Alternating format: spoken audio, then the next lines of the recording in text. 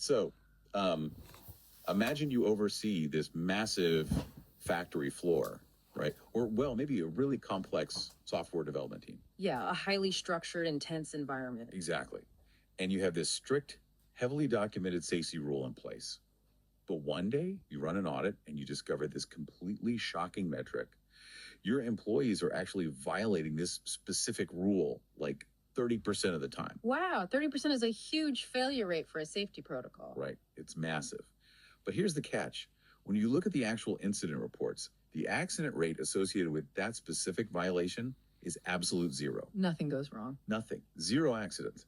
So what is your immediate managerial move here? Do you punish the violators and layer on 3 more compliance checks? Or do you just delete the rule entirely? I mean, the standard corporate reflex is almost universally that first option, right? Management sees this fracture in compliance, and their immediate instinct is to, reinforce the structure. Yeah, they panic. Exactly. They add double locks. They mandate extra supervisor sign-offs. They basically try to build a thicker cage around the human element. Which is, mathematically and systemically speaking, the exact wrong move. Totally. And today we're really getting into why that instinct fails so badly and how to actually debug the messy, totally unpredictable systems of human behavior. So welcome to the deep dive. It's a really fascinating topic today. It is. And I want to say I'm talking directly to you, our listener, right now. You are this brilliantly curious mind. And specifically, you're a woman in STEM. A rikeijo, as they say in Japan. Right. Someone who thinks in systems. Yes. Someone who speaks the native languages of logic, calculus, and code, and who is, currently gearing up to step into future executive and management roles. And moving into management is often described as leaving that clean, highly predictable environment of a lab or a code base. And you're basically stepping into the highly volatile wilderness of human resources. It's terrifying. It really can be. It feels like you're suddenly asked to navigate without a compass, Yeah, and you shared this really fascinating observation with us about our source material today. Because the author of these texts, they come strictly from a humanities background. Right, they're an essayist. Yeah, they write about language, personal history, corporate life.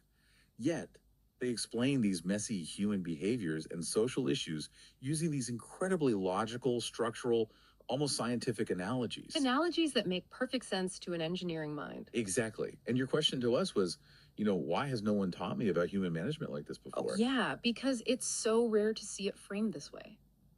So the mission of our deep dive today is to really deconstruct why this author's methodology is so remarkably effective. We're going to tear it down to the studs. We are. We're going to explore how they take these traditionally soft humanities concepts and translate them into hard logical frameworks. So by the end of this, you, the listener, will have this toolkit to use these exact strategies. To lead, negotiate, and just architect better systems in your own executive career. Right. And we have a really rich collection of personal essays and analytical reports from this author to go through. It's a huge variety of stuff. Yeah, it covers everything from corporate improvement systems and conflict resolution to the biological perception of time, even pedagogy and the structural architecture of societal prejudice. It's wild how much ground they cover.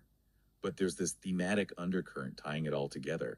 They treat human nature not as this poetic, unpredictable mystery. No, not at all. They treat it as a complex system, one governed by identifiable variables, probabilities, data deficits, and feedback loops. It's like they approach emotional behavior the way a systems engineer approaches a cascading network failure. That is exactly it. So let's dive straight into that factory floor scenario we started with, because this is the author's actual observation on that 30% rule violation anomaly. Right. The author fundamentally criticizes that standard management reaction of adding more rules when compliance drops, especially when the incident rate is 0. Yeah, because they apply pure logic to the data.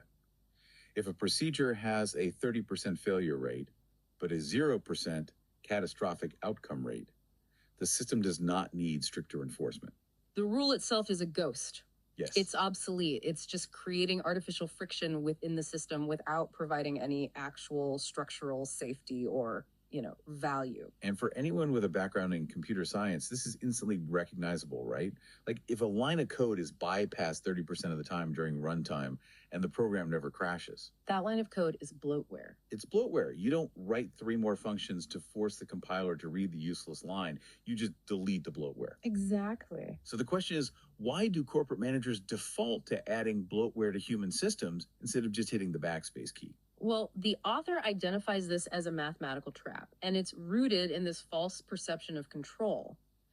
Management assumes that adding a layer of bureaucracy automatically decreases risk. But it doesn't. No, the author points out that adding complex procedures actually increases the mathematical probability of human error. Think about it. Right. If you require 3 signatures instead of 1 to approve a routine action, you haven't made it safer.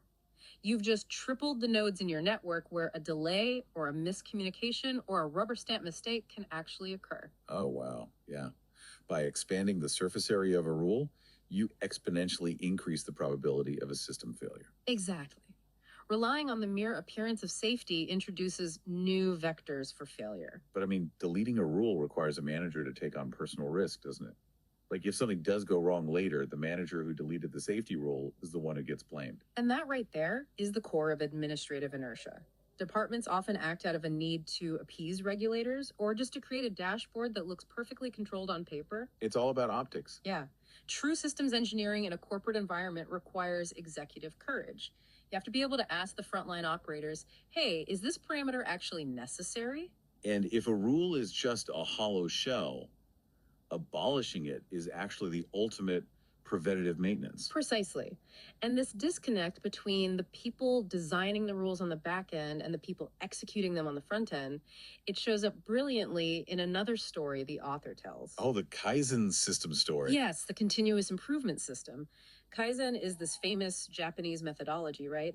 And the author's company decided to update their improvement proposal system by rolling out a new digitized interface. Right. And the administrative department launched this new system with the intention of, streamlining data collection. They wanted to make their own back-end sorting and reporting metrics much faster. Which sounds great for them. It sounds amazing for them. But the author, who was sitting on the front end actually using it, experienced a complete user interface disaster. It was a nightmare. It took them an entire hour of fighting with these convoluted manuals and poorly designed input screens just to figure out how to submit a single basic proposal. The system was completely hostile to the user. The irony is just profound. It really is. A system that was literally designed to facilitate continuous improvement instead introduced massive cognitive load and operational friction.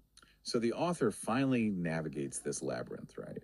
And the improvement proposal they submit is just wonderfully meta. Oh, it's brilliant. They simply write, make the improvement proposal system easier to understand. It perfectly highlights a critical flaw in organizational architecture.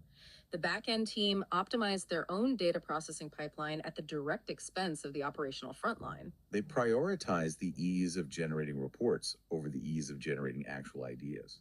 Exactly. It's the equivalent of a database administrator redesigning a customer-facing app so the SQL queries execute like milliseconds faster on the server. Yeah. But now the customer has to click through 7 different authentication screens just to log in. Right.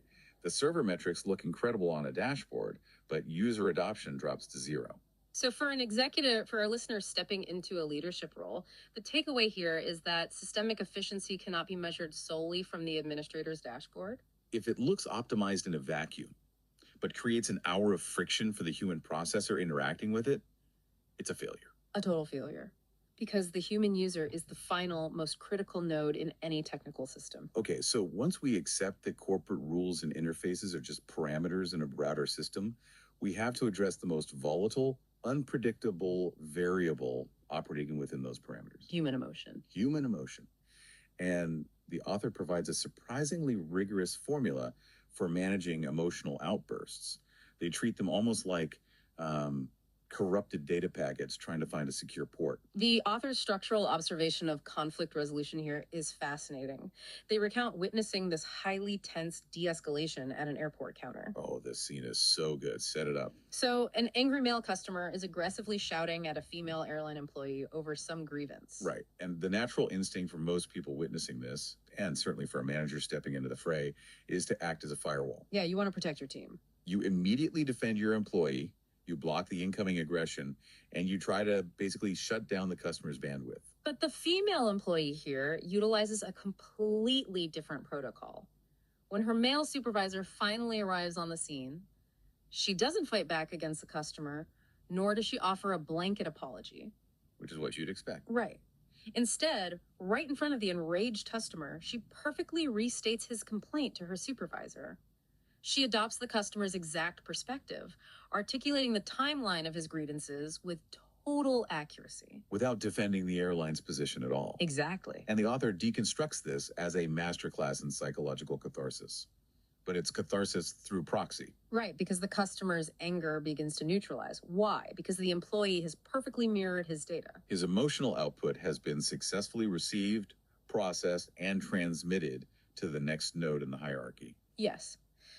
By explaining his frustration to the supervisor, she essentially becomes his avatar. The customer realizes, oh, my data has been uploaded. I don't need to keep broadcasting at maximum volume because she's making my argument for me. It is a brilliant mechanism. Mm-hmm. She absorbs the chaotic emotional data, reformats it into a structured summary, and presents it to the decision maker. It's incredibly efficient. But looking at this from an executive training perspective, I have a major question about this. Sure. Why shouldn't the supervisor just jump in immediately? Like, the second he sees his subordinate taking that kind of verbal abuse, shouldn't his job as a leader be to step between them and absorb the impact? That's the intuitive thought, but stepping in too early actually disrupts the psychological algorithm at play here. Really? How so? Well, if the supervisor immediately uses their authority to override the interaction, maybe even breaking airline policy, to appease the customer, just to stop the shouting to systemic failures occur. Okay, what's the first one? First, the subordinate's effort in holding the line and processing the customer's initial anger is totally invalidated. You strip her of her agency. Oh, that makes sense. You make her look powerless. Exactly. And second, the customer experiences a different kind of frustration. They think, well, if you had the authority to fix this instantly, why did I have to yell for 10 minutes to get your attention? The latency in the resolution creates resentment. Exactly. So the intervention is entirely dependent on timing. It's a choreographed sequence. The employee has to be allowed the necessary time to buffer the customer's data, establish herself as the proxy, and then the supervisor steps in to address the fully articulated pre-processed problem. Right. If you skip a step in that sequence, the emotional data does not compile correctly, and the conflict just remains unresolved on a psychological level. It's a literal emotional processing algorithm. That's amazing. It really is. And speaking of algorithms and, irrational human calculations, the author explores how we calculate risk and reward in this really interesting setting. Oh, the horse racing track. Yes. During a stint as a lonely expat in America, a colleague takes the author to a horse track. But the author isn't analyzing the horses. They are running diagnostics on the bidders around them. They're observing how the human brain processes probability versus return, and they focus specifically on the mechanics of two types of wagers, the exacta and the quinella. Okay, break those down for us. So in an exacta, the bettor has to predict the first and second place horses in the exact sequential order. In a quinella, the bettor just picks the top two horses and they can cross the finish line in either order. Right. So from a pure statistical standpoint, if you are confident that two specific horses are going to dominate the field, playing a quinella offers a mathematically sounder calculation of risk. Yeah, it covers more variables. But the author observes this persistent anomaly. Even when the underlying probability dictates one action, humans will intentionally select the mathematically inefficient bet, like an exacta. Because the potential return is significantly higher. The statistics dictate one behavior, but the human processor executes another.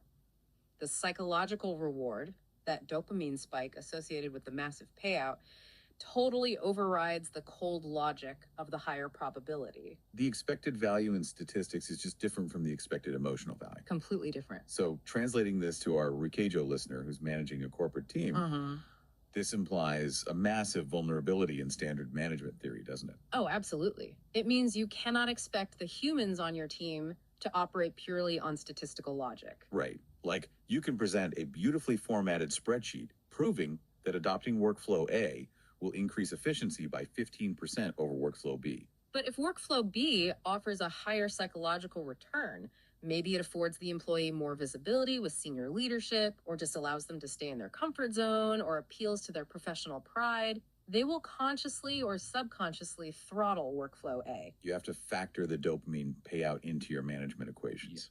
You can't simply optimize the math. You have to optimize the pride, the recognition, the comfort. If you ignore that psychological return, your system is always going to underperform its theoretical maximum. Managing that emotional variable, particularly in high-stakes environments, requires immense strategic discipline. Which really brings us to the author's observations on negotiation. Oh, the deployment of highly concentrated language. This is one of the most compelling case studies in the text, I think. It's fantastic. Set the scene for us. So the author is participating in this tense, high-stakes meeting. It's with a delegation of European executives who had flown to Japan to answer for chronic shipment delays. So the operational friction is severe right out of the gate. The Japanese side is justifiably frustrated. They hold the contractual high ground, while the European side is defensive and basically prepared to deflect blame. Right. And the moderator for the Japanese side, who is a highly fluent English speaker, opens the summit with standard soft pleasantries. Things like, "Thank you for the long journey. You must be exhausted. We value our ongoing partnership." Which, in a standard networking scenario, that is totally appropriate to send out. Yeah, totally normal. But in a hostile negotiation regarding supply chain failure, it is a catastrophic strategic error. Because the European executives instantly read that soft opening as a lack of leverage. They just relax into their chairs, they take command of the room's bandwidth, and they spend the next 2 hours flooding the meeting with elaborate excuses. Just burning the clock. Yep. And as the allotted time expires, the European vice president begins wrapping up with something like, "This was highly productive. We have a much better mutual understanding," without having committed to a single actionable solution for the delayed shipments. The Japanese side is completely losing control of the narrative. They've been outmaneuvered by their own initial politeness. Exactly. Now, the author is sitting on the sidelines. They're admittedly out of practice with spoken English, but they recognize the systemic failure occurring in the room. So what do? They raise a hand, wait for silence, lock eyes with the European VP, and deploy a 3-word phrase: walk the talk. Man, the impact of that is instantaneous. Walk the talk. Put your actions where your mouth is. Stop generating excuses and deliver the hardware. The atmosphere in the room completely inverts. I bet. The European VP drops the diplomatic smile, turns to his directors, and seriously commits to a timeline. The author successfully weaponized the peak end rule. Okay, but wait, let me challenge this for a second. Saying 3 aggressive words and glaring at a VP seems like a fantastic way to trigger a defensive shutdown and just blow up a multi-million-dollar contract. It is a risk. How does the peak end rule justify taking that massive of a risk? Yeah. So the peak end rule is this cognitive heuristic. It indicates that human beings judge an experience largely based on how they felt at its peak, meaning the most intense point, and at its absolute end. Okay. They do not calculate a mathematical average of every minute of the experience. I see. The moderator provided 2 hours of low-intensity, useless, average dialogue. The author recognized that the end of the meeting was approaching as a failure. So by deploying a highly concentrated confrontational data packet, that idiom, they engineered a massive artificial peak at the exact moment of the end. Wow. It's like compressing 2 hours of mounting frustration, contractual demands, and ultimatums into a 3-word zip file, and just forcing the European VP to unpack it in real time. That's a great way to put it. Fluency is so often mistaken for power. Yeah. The moderator possessed high fluency but lacked strategic execution.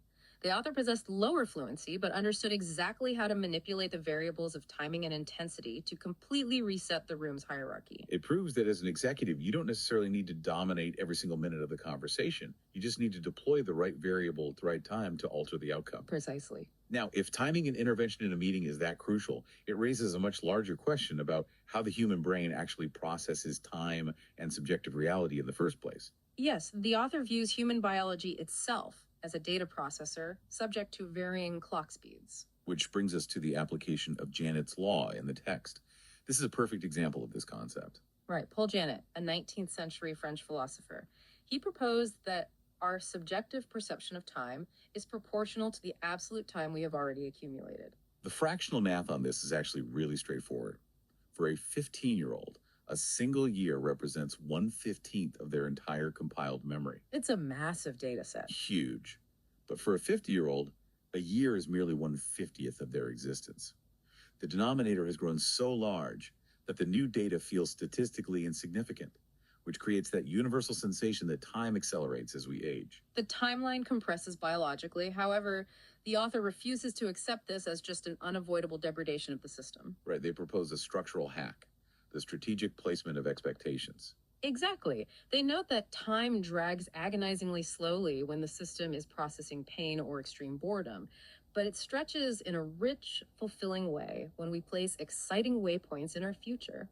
Anticipation alters the cognitive rendering speed. If you place an event you are deeply looking forward to on your calendar, like a vacation, or the launch of a passion project, you force the brain to actively savor the intervening timeline. It is the exact equivalent of rendering an animation in a 3D software program. Oh, I love this analogy. If your timeline has 0 keyframes, no specific events or changes programmed in, the software bypasses the blank space. It compresses the timeline and the render completes in milliseconds. Right. But if you drop keyframes every few seconds, the processor is forced to calculate and render every single frame transitioning toward that waypoint.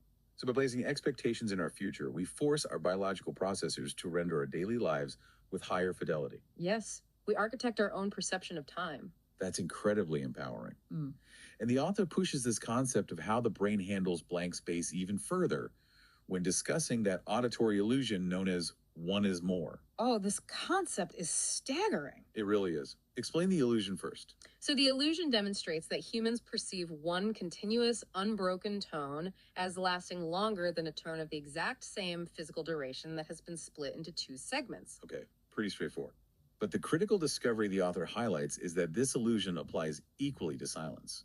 One silence is more. Yeah, a continuous stretch of absolute silence is perceived by the brain as lasting longer than a broken silence of the same measured duration. Which means the human processor does not treat silence as a void. No. It treats the absence of auditory input as an active data stream that requires active rendering. The brain absolutely abhors a null value. It constantly measures and populates the empty space. And the author extrapolates this inherent hyper-processing capability into a theory on the mechanics of dreaming and unconscious states. Right.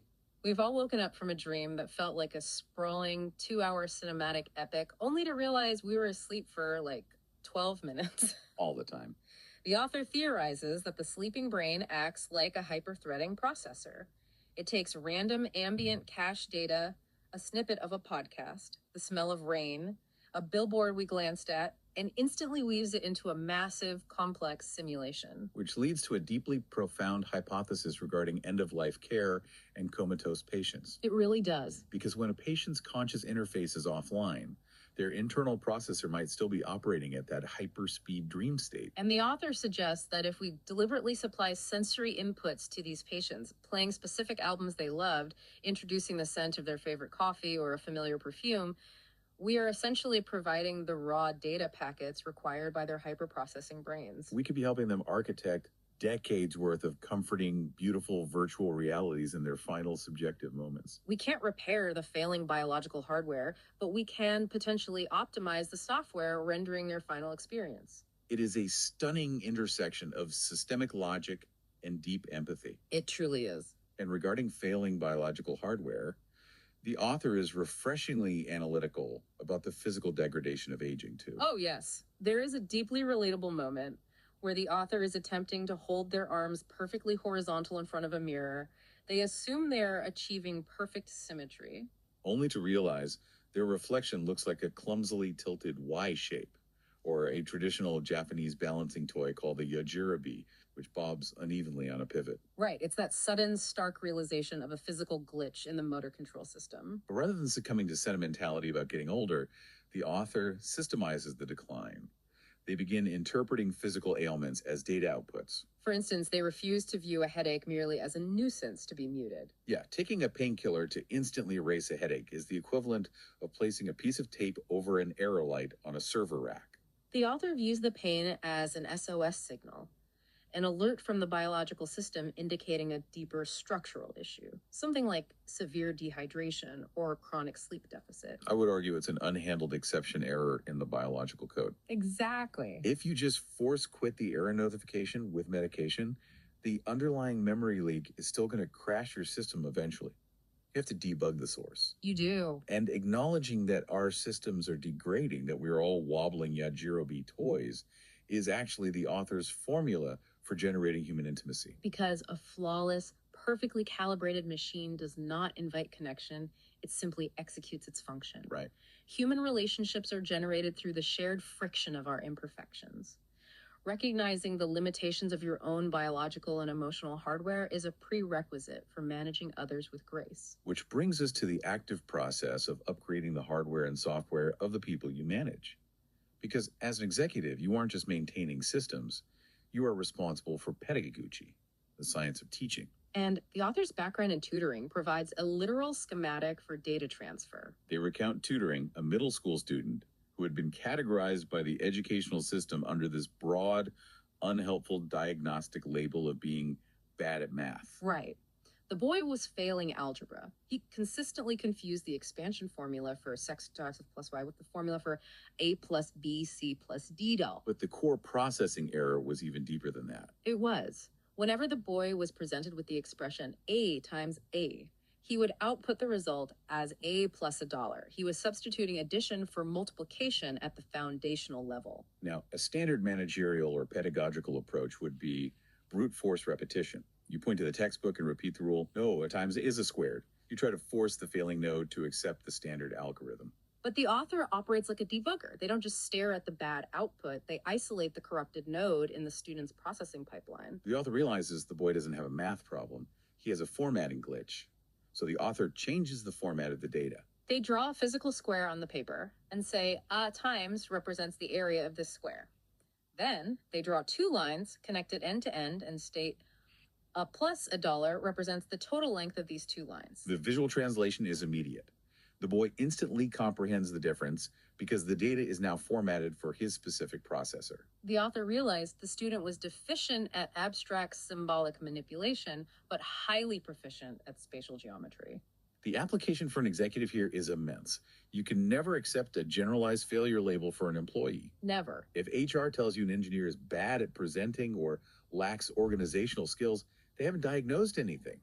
Your job is to isolate the specific node where their execution fails and translate the data into a format their processor can compile. If they fail at abstract strategy, give them mechanical sequential steps. Exactly. And this concept of adaptive data transfer connects to a framework the author explores called the Zone of Proximal Development, or ZPD. Developed by Lev Vygotsky, right? Yes.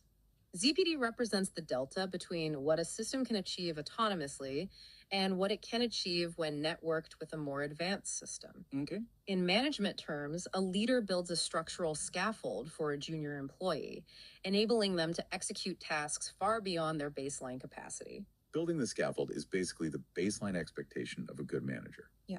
But let's look at the systemic risk here. Okay. What happens when the junior employee utilizes that scaffold to upgrade their own processing speed to the point where they outpace the manager? From a self-preservation standpoint, that employee is now a threat to your position in the hierarchy. And that introduces the most chaotic variable into the management system, the ego. The author argues that the true test of leadership is not constructing the scaffold, but mastering what they term the aesthetics of withdrawal. The aesthetics of withdrawal. Love that phrasing. It's powerful. An executive must possess the systemic discipline to suppress their own ego and consciously dismantle their authority over the employee. They have to step back.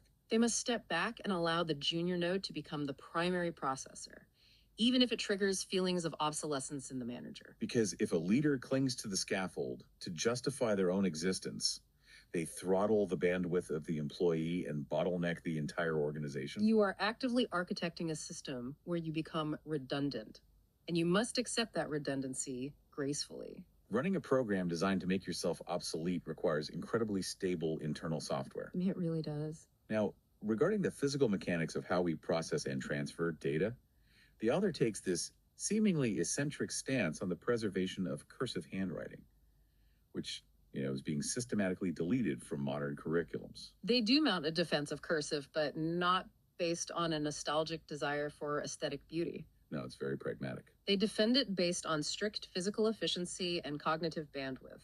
The author breaks down the physical mechanics of writing in block letters. Think about it. Every single block letter requires you to initiate motion, draw the shape, halt the motion, lift the stylus, reposition it, and initiate motion again. It's extremely choppy. This constant starting and stopping creates micro interruptions in the data flow. It throttles the connection between the brain and the output medium.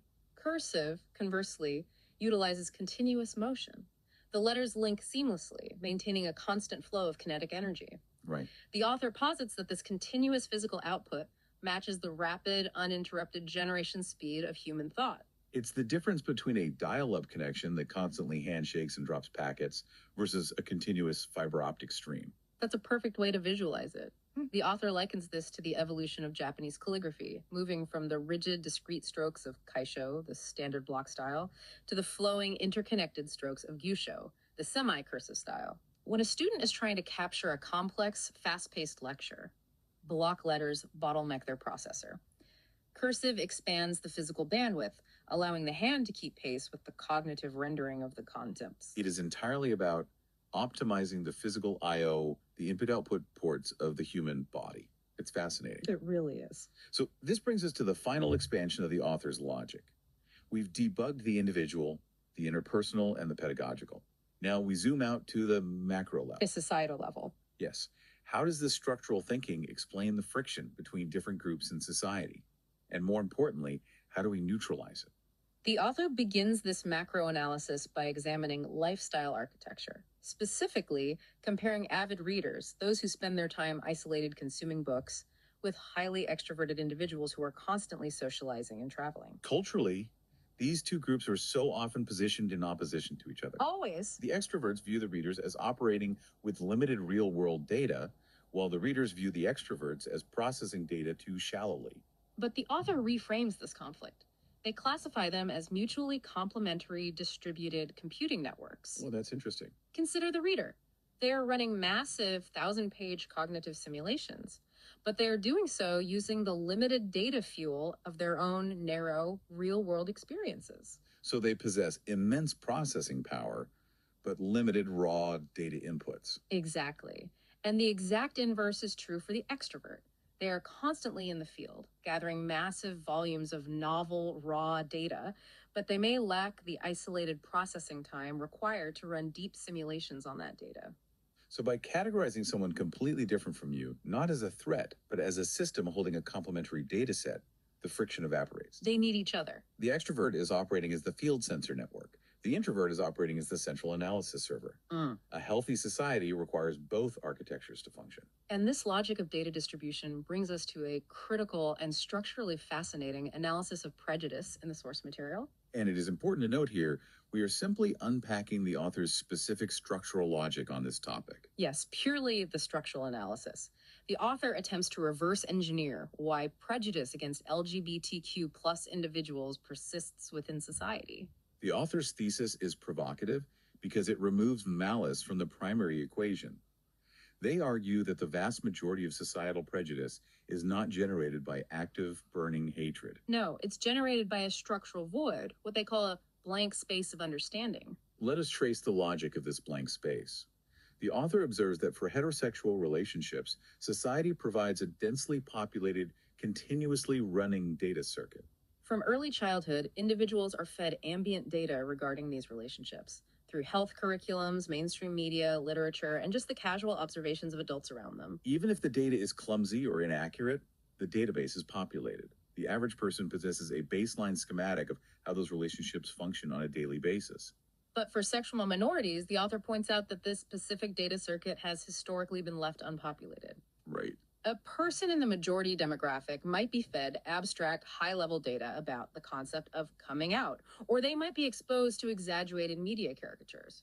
But they are starved of the mundane, operational data of these lives. They lack the data points on how these couples negotiate household chores, manage finances, or build long-term trust. Exactly. So, from a systems perspective, when the human brain encounters a blank space, an entirely unknown data set, what is the automated response? Well, the biological system triggers an evolutionary defense algorithm. In computational terms, unknown data equates to unpredictability. Unpredictability triggers a threat response: anxiety, overcaution, and fear. To resolve the anxiety, the brain rapidly fills the vacuum with synthesized worst-case scenarios or prepackaged stereotypes. So the prejudice is essentially a buffer overrun caused by a lack of valid inputs. Ooh, that's the author's argument. Therefore, the author's solution to dismantling prejudice isn't moral grandstanding or shouting at people to be more empathetic. The solution is purely architectural. The intervention must involve actively populating the empty data circuit. Leaders and advocates must supply the missing mundane inputs. And the author suggests doing this by utilizing universally recognizable variables, vocabulary focused on trust, daily care, partnership, and shared struggles. Because once the human processor recognizes familiar data patterns within the unknown group, the systemic anxiety automatically downregulates. Ignorance is reclassified from a moral failing to a correctable data deficit. For an executive managing a highly diverse organization, this is an incredibly powerful, actionable framework. It really is. You cannot simply mandate compliance with diversity initiatives. You have to architect environments that actively supply the humanizing data required to neutralize your team's subconscious threat algorithms. It shifts the responsibility of leadership from policing outcomes to engineering the inputs. And speaking of the immense psychological load of leadership, the author concludes with an analysis of social architecture on a deeply individual level. Looking at the legendary Japanese rock star Aikichi Yazawa. Yazawa is a cultural titan, and the author highlights a very specific behavioral quirk of his. Yazawa frequently refers to himself in the third person during interviews. He'll make statements like, "That is not how Yazawa operates," or "Yazawa wouldn't accept this." Now, to a casual observer, this registers as massive egotism or narcissism. But the author decodes this as a highly sophisticated psychological firewall. The author argues that Yazawa is running a virtual machine. Yes. By constructing an objective, invincible avatar named Yazawa, he effectively sandboxes his actual fragile internal self from the crushing, potentially destructive pressure of international fame. The human being does not have to absorb the criticism, the expectations, or the adulation of 50,000 screaming fans. The avatar Yazawa absorbs that data. It is the ultimate cybersecurity protocol for the human mind. You run your most dangerous, stress-heavy operations inside an isolated virtual machine. If the virtual machine takes a hit or crashes, your core operating system remains untouched and secure. For anyone stepping into a high-stress executive role, developing an objective self, a professional avatar that absorbs the friction of leadership, allows you to execute difficult decisions without letting the blowback corrupt your core identity. It is the deliberate architectural separation of the personal self from the professional function. We have covered an immense amount of ground today, and I want to synthesize all of this directly for you, our Ricajo listener, preparing to take the helm. It's all connected. It is. This is the exact reason why the author's seemingly humanities-based essays resonate so flawlessly with your STEM-oriented mind. The author refuses to accept that human emotion is simply a messy, unsolvable variable. When they observe a workplace conflict, a failing student, or macro-societal prejudice, they don't just see a cloud of feelings. They isolate the variables, they calculate the probability curves, they trace the latency in the feedback loops, and they map the systemic bottlenecks. They prove that at its highest level of application, the study of the humanities is not merely about appreciating vague poetry. It is the rigorous structural physics of human interaction. And here's a final provocative thought for you to compile as you head into your next board meeting.